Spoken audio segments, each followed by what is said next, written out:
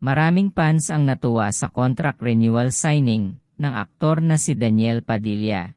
Ayon sa ABS-CBN ay malaki ang tiwala ng network sa husay at galing ng aktor, at naniniwala silang marami pang tagumpay ang maa-achieve ni Daniel. Nagpasalamat ito sa ABS-CBN Star Magic at mga fans nito. May mensahe din si Daniel sa dating kalab team at karelasyon na si Catherine Bernardo.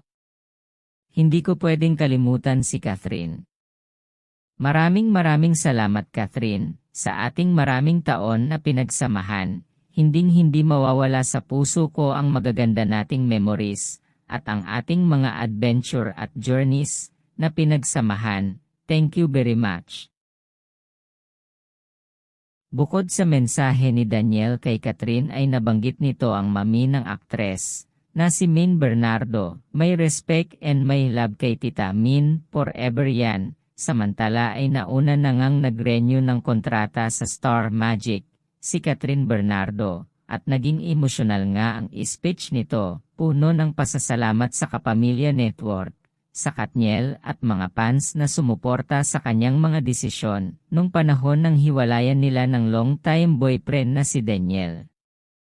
Ayon kay Kat ay naging napakahirap ng pinagdaanan niya, kaya't maluha-luha ang lahat, maging ang mga boss ng ABS-CBN, ay hindi mapigilang maluha. Pinatunayan nila na walang katotohanan ang kumakalat na balitang lilipat ng network ang aktres, at ngayong pareho nang nakapirma sina Daniel Padilla at Catherine Bernardo sa Kapamilya Network.